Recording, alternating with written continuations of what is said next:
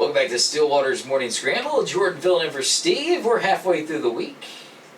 The show right there, close to halfway. It's 8:11 here on this Wednesday, July 24th. 65 sunny outside.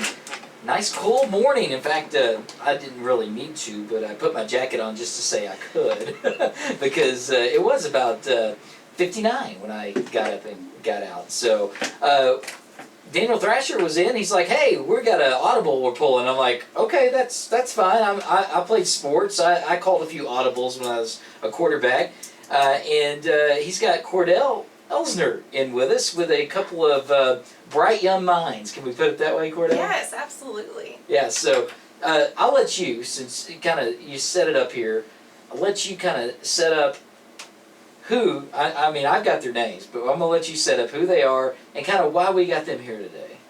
So part of my job is I get to work with all of our youth programs that we do at the co-op. So today I have with me Peyton Watkins and Tanner Thomas. They are our youth tour winners this year. And just to give a little brief overview, youth tour is an essay contest that is open to all juniors in our service area.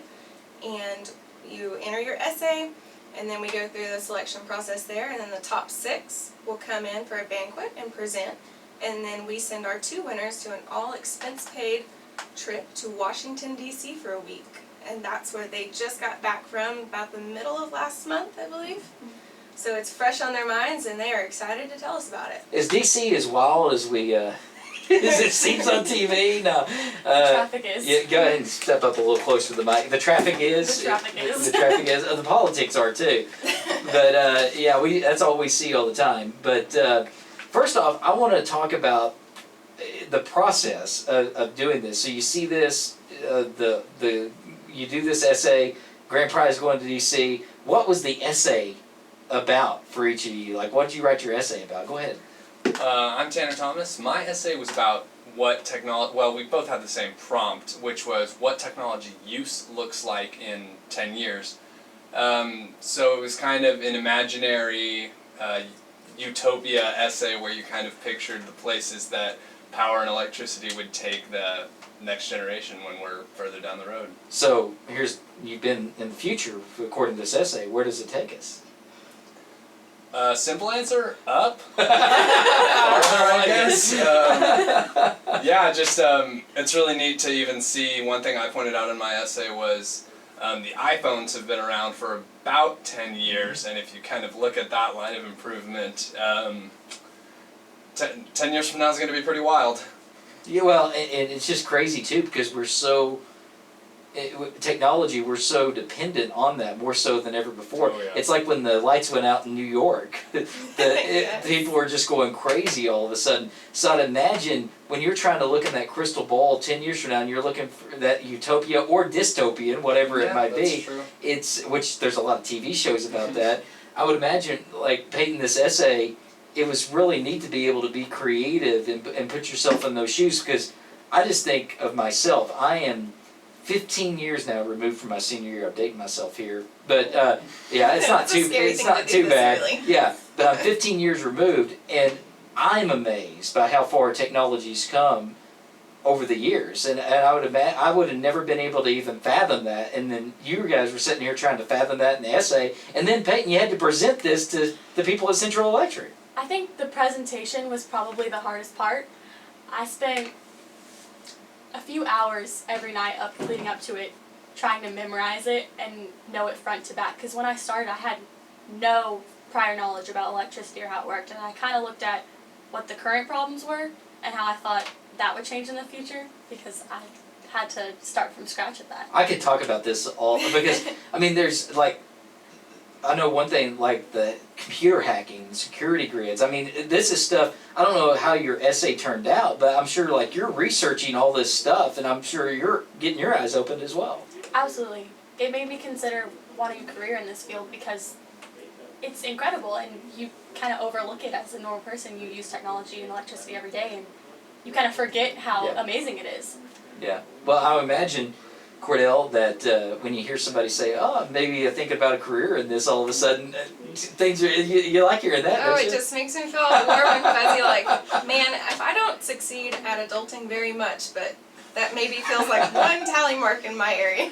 So, that, did you guys have any prior, it's basically giving a speech, right, when you do your presentation. Did you do anything in school that kind of prepared you for this, or is this was this your first time getting in front of people and kind of presenting your ideas? This was my first time doing that. I didn't really know what to do, so I went to Apparently you did well. my most well-spoken teacher, and I said, "Can you stay after school with me and teach me how to speak?" That's and he great. did. How about you, Ted? I actually did have quite a bit of experience with this. In school for the last 3 years, I've been a member of the Technology Student Association, and I've had the opportunity to run for state office a few times, and this last year I finished up my term as president.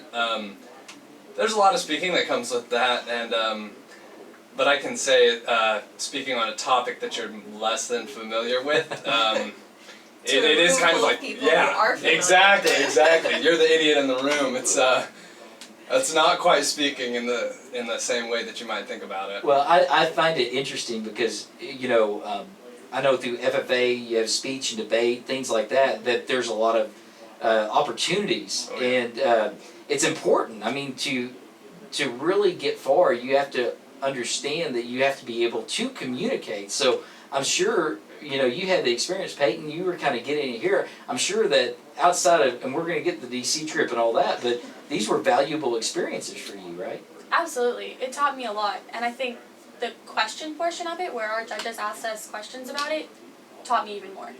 Yeah. All right. So, what was it like? You had 6 people presenting. They picked 2. So, how did they inform you that you were going to be, I guess you'd say, the winner of this and heading to Washington D.C.? So, how did you get the word, and how excited were you? Well, it was right there at the banquet. The winners were announced that night, very shortly after the presentations had wrapped up. So, I guess in a way, it was kind of like listening to the radio during a sports game and waiting to hear if someone caught it in the end zone. You're just sitting there, you're crossing your fingers, you're biting your nails, and Did you have a good feeling that you're gonna or was it? Did you watch the other presentations? Yes, yes. So that would be nerve-wracking. Is you've presented yours, but then you've watched the others, and now they're picking too. I would imagine that you maybe have a feeling, oh, it felt good, but then you see somebody else like that was really good too. So, and I'm sure as judges, if you're there, whoever you had, it was tough for them as well. But I would imagine that would make it a little bit more intense being in that same room with them, right? I think it didn't even hit me when they said my name until I was home. I was sitting there, I was like, "Oh, cool, that's me." And then I got home, my parents were like, "You're going to DC, you realize this, right?" And I was like, "Oh my gosh, I won! I did really well." And it's just the shock of being in the room and still having it so fresh on your mind that it doesn't even register until you have time to calm down. So, had either of you been to DC before this? I hadn't. About 10 years ago on a little family trip, but I mean, I was probably asleep in the backseat of the car for most of Okay, that. so yeah, it was one of those you didn't comprehend, Yeah. maybe as much. For sure. It wasn't Disney World back No, then. it wasn't. All right, so what? We'll get into this. You get to go to DC, so you have probably a whole plethora of things that you were able to do, and you're probably trying to cram it all that you can. But what did you do in Washington D.C.? Like, what was some of the stuff that you guys got a chance to do through this? My personal favorite was going to the Hall of Archives. You get to stand and see the Declaration of Independence, the Constitution, and the Bill of Rights. And if you don't know what patriotism feels like, you do when you're standing there. We got to go to Mount Vernon and see Washington's house. We went to probably every monument that we could go to. It's more like, what did you not do? Yeah, that'd be Yeah. an easier More question to answer. Yeah, it's because a week in D.C. you can do a lot, I'm sure. Did you meet any politicians? Yeah, we met both of our senators, Senator Inhofe and Senator Lankford, and Representative Lucas, I believe. Was that all? No, we Did we have someone also else? we also had a private tour of the Capitol building from Yes, from another representative. Mark Yes. Wayne Mullin. Yes. Really? Absolutely, yeah. So that had to be really cool to kind of get a little, maybe behind the scenes look at the, where all the chaos happens. Oh yes. It was, and we actually got to go in the old Senate room, and they had this velvet rope where people weren't allowed to cross, and our group was so big they actually took the rope off and said, just so you all fit in the room, you can go in the actual area. That was crazy. Well, and I kind of think an experience that I had was something like that, and I will see if it's kind of similar. So I'm a big country music fan. So when I went to Nashville, I went to the old Grand Ole Opry, which is the Ryman Auditorium. Oh, wow. Yes. And they, you think about all like the classics, Patsy Cline and Hank Williams, all those that were there, and that's kind of where that started and where country music got big.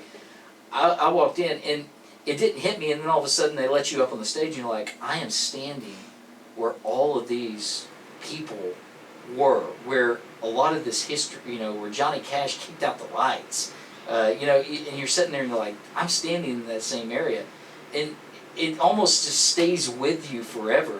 Did you kind of feel like that? You're like standing in these areas that all these people that shaped our country, they were at, these documents, the archives that shaped our country. You got a chance to not just see it in a book, you got a chance to experience that.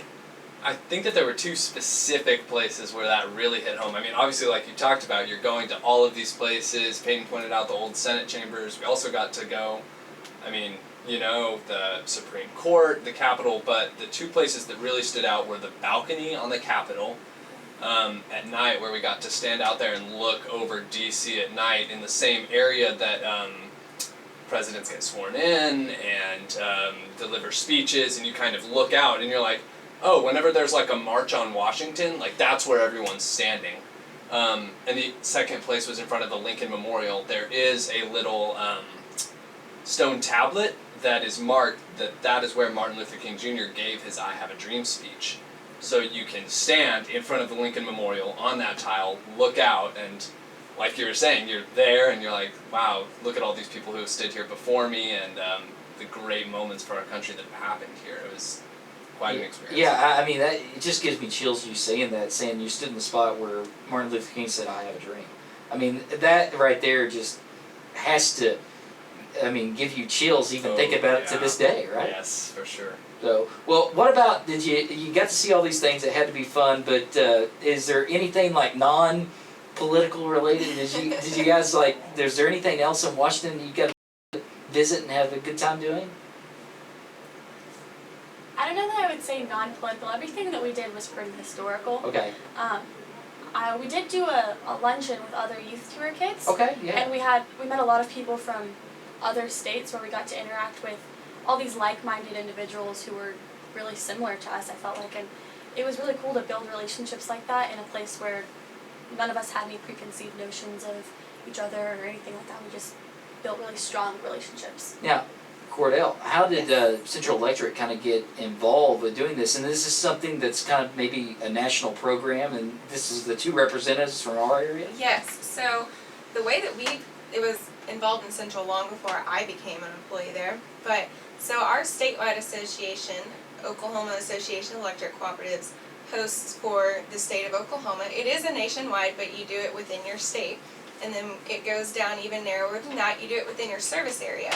And so not all co-ops participate, but we are thankful to have a membership and a board that supports our youth programs and thinks that opportunities like this are important. And so we host a contest within our service area. And I know quite a few other co-ops, and like she said, you'll go, we select two, but it's up to the co-op's discretion on however many they send. And they go with the entire state, and then when you're in DC, you'll run into entire other states. So Yeah. It's just like teenagers take over Washington. Which may be better. It may be better than what it is now if we had that I'm happen. not quite sure.